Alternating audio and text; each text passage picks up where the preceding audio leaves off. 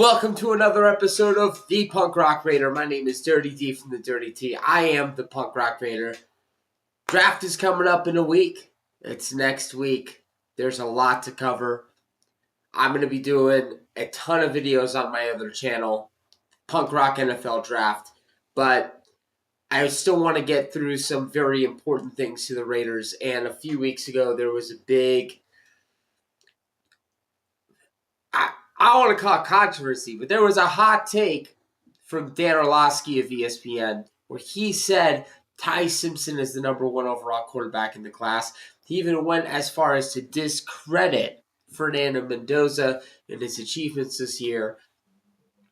And a lot of people said that was absolutely ridiculous. But with the draft coming up, hey, we as Raider fans, we should talk about, is Fernando Mendoza really the guy? Is he really the best quarterback in the class? Should we be taking him number one overall? Should we be taking Ty Simpson? Should we trade our number one overall pick for a plethora of draft picks and either target Simpson or do something else with it?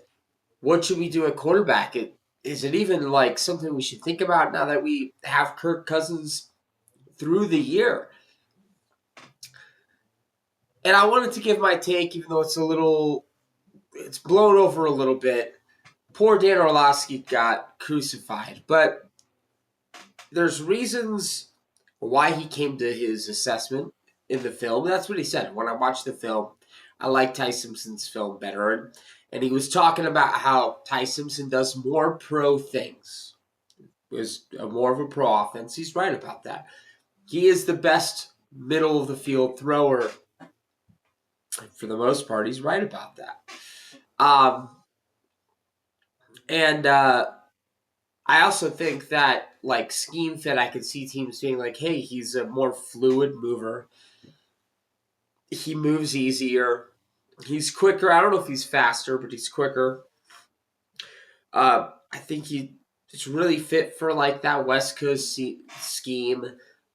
He'd do well in, like, a Shanahan-style offense, and we do run an offense like that, and that is all very true. So is Ty Simpson quarterback number one? Is he the best quarterback? Is he better than Mendoza? Absolutely fucking not. And we're going to go over some of the numbers here real quick, but Dan kept talking about traits versus tape. And I think he got to this point where Ty Simpson, and I've done this before, it's easy to do this. You fall in love with a player so much you discredit other players, but you also ignore the big flaws. And if we're looking at the profile of Ty Simpson, 6'1", 211, weighed in more than I thought he would. That's good, but 6'1", not very big. Just over 9-inch hands, it's fine. He had a good grades overall, except for he struggled mightily under pressure. He was especially good in the intermediate portion of the field when you're looking at how he graded out. 2.55 yards per attempt, 18.3 times that a pressure is like when he was pressured, it would be converted into a sack. 75.3 adjusted completion percentage. And, like, the numbers back it up, especially when things were going well. He's accurate. He looks good. Works the middle of the field well. He's smart. Like, he does a lot of the things you want a guy to do. Like, it looks very NFL most of the time. And that's why he comes to this conclusion. And there is a group of people that have that thought of prospects and especially of quarterbacks in general. But if you want to, like, grade his traits, like, I'd give him a C- in size, a B in arm strength, maybe even a B-. He's accurate on the short. He's really accurate in intermediate. Struggles the further we're working downfield with his accuracy. Anticipation is, I gave him a B. Athleticism, I gave him a B-. Throw on the run pretty decently some of the time. He doesn't have any traits though that are like blue chip. There's nothing about him that is like a blue chip trait. There's nothing about watching his game that you go, that is exceptional. That is an elite trait that can make him a even good starting quarterback. He has pro traits. He again ran a pro style offense. He's very good over the middle. He can execute pro style throws. He's worked under center. These are pro style things. I just don't think that profile screams to me like a franchise top half of the league NFL starter. That screams more of there's the Mac Jones comp.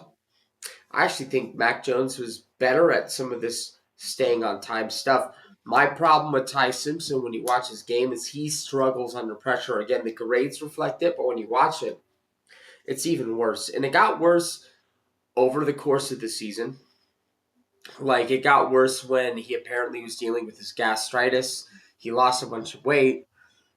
Okay, that's sure, but that's another thing. He doesn't have the size to, if something goes wrong, it's what happened with Garrett Nussmeier in LSU this year. He didn't have the physical ability that if something went wrong to overcome it.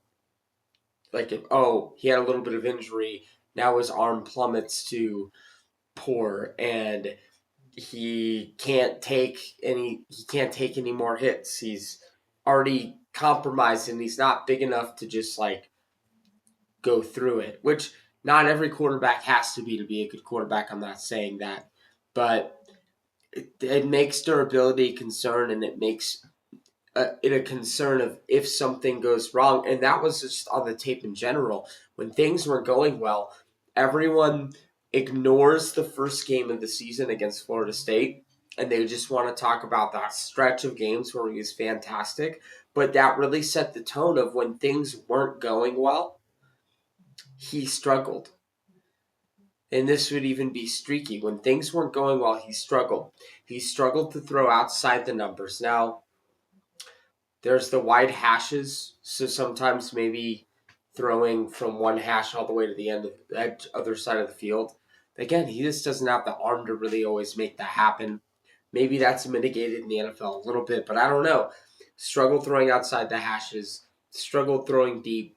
He was at his best over the middle of the field, but he was good in like when everything was on time and everything was in rhythm. When things go wrong, he starts to get happy feet, and that's when you see him sail passes. That's when you see him a tick late, and then you'll see him late, and he'll try to force a throw in there. His arm can't catch. He just doesn't have any of those tools that are like exceptional. His anticipation isn't the type of exceptional. His accuracy isn't the type of exceptional to make up for those things. And that, to me, again, I think second round, I think third round pick, really. Like, I have him right on the edge of a second, third round pick. Um, that's kind of where I have him. I think he ended up at 64 for me in my top 100. Now, conversely, Mendoza, if we want to talk about him not being like an elite quarterback prospect across other years of quarterback prospects, I think that's fair. But when you look at his profile, like, he's got 6'5", 236, 9.5-inch hands, graded elite this year, was very good under pressure, a 70.6 pressure grade, 79% adjusted completion percentage. Again, if we're talking about the pressure thing, which is big to me, 70.6 versus 45.7. That, like, 45.7% is abysmal. It's at least not good, not what you want from a starting caliber quarterback. I think at one point before he got hurt or before he went through his stuff, it was in the 50s. It was like 56 or something. But I still want 70.6, and it got better when he played bigger games. The analytics are just better. And then the profile is better. Again, A+ size. Give him an A- for arm strength. You could go B+ too. I went A-. I thought that he maybe wasn't like he was pretty accurate over like the intermediate portion of the field, but he was much more accurate deep. Uh, I thought he was kind of on the same level with anticipation, athleticism. I think he was faster on a straight line. I think Simpson was quicker. I did think Fernando Mendoza struggled more throwing on the run, although I thought he got better at that as the season went on, and that was a big thing for me. Fernando Mendoza got better as the year went on. Ty Simpson got worse. And I thought he handled pressure better. Now, he was also at his worst when pressure would move him off his spot. And that's the thing. I don't think he's a creator. I think Ty Simpson has more ability to create. But what he was much better at is pressure's coming, and instead of getting spooked, he just stands and delivers. Or maybe he moves to the side or moves up and delivers in the pocket, as opposed to Ty Simpson. I had two plays that showcased the opposite. Georgia SEC championship. Ty Simpson, guard gets pushed in his face, and he like spins around and runs out and scrambles all crazy and ends up throwing a pass that should be intercepted. However, Ryan Williams on a deep post, they basically were running cover zero. I think it was like a cover zero. Deep post, Ryan Williams is open. He had plenty of room in the pocket to his right. If he just stepped to the right, stood and delivered, should be a touchdown. Mendoza against Alabama, cover zero. Guard's getting pushed into his lap. Instead of bailing and freaking out, just kind of steps up, throws, touchdown, boom. And that was routine on Mendoza's tape. I also think he has blue chip traits. The toughness is the toughest quarterback, one of the toughest quarterbacks I've ever evaluated. The clutch factor is real. Best quarterback on third downs and fourth downs. Best quarterback in the fourth quarter. Best quarterback in the red zone. Really good when he needs to be. The poise is also blue chip trait to me, and then that frame. I don't think this is even a conversation, nor should it be a conversation. I'm sorry, Dan Orlovsky. I understand having takes other people don't agree with. I understand it's okay to have a different opinion, and having a different opinion doesn't make it wrong. But this one, at least on paper, looks very wrong. We can revisit it in 3 years, 4 years, sure, but this looks very wrong. Landing spot will be a big part of it. We'll see where Ty Simpson goes. That's really interesting to find out. But it's not going to be the Raiders, so we're drafting Fernando Mendoza. We're going to let him sit. We're going to put him in the best position we can for him to succeed. And I believe he will succeed. What that success means, we'll find out. But I think he's at least he's probably going to end up a top half of the league quarterback somewhere, hopefully around that number 10 mark, but I would think better than the 16 mark.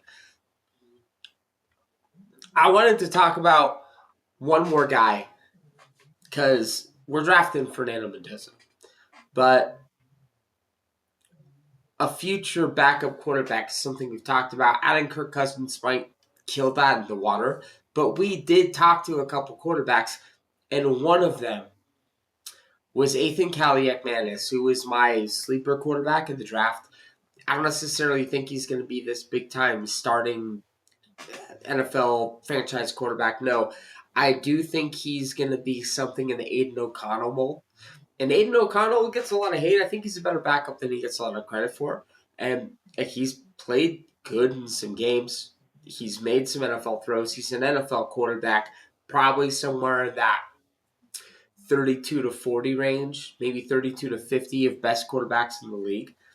I think Ethan Kaliak-Manis can absolutely be that. He's built very similarly. 6'3", 216 pounds, had a really good grade this year. I think he's got a little bit of a stronger arm. I also think he is a little better of an athlete, a little more fluid of a mover. He's not fast. He's not like athletic. But I think he can give you more of that play action type of game. And he's really successful in the deep portion of the field. Now he's a little like he took a lot of sacks. He let a lot of pressures be converted at a very high rate. But if you protect him with the play action, if he's your backup and he has to come in, I really think this dude can be a fantastic backup quarterback. I'm a big Ethan Kaliak-Manis fan, and he's actually to me one of the safest quarterbacks in the class. Of like, this is a backup. People want to talk about Carson Beck all they want, but I noodle-armed quarterbacks that blame their teammates and like do questionable have questionable character concerns aren't really who I want to be my backup quarterback. I don't know. That's all I'm going to say. So that's going to be it for my video today.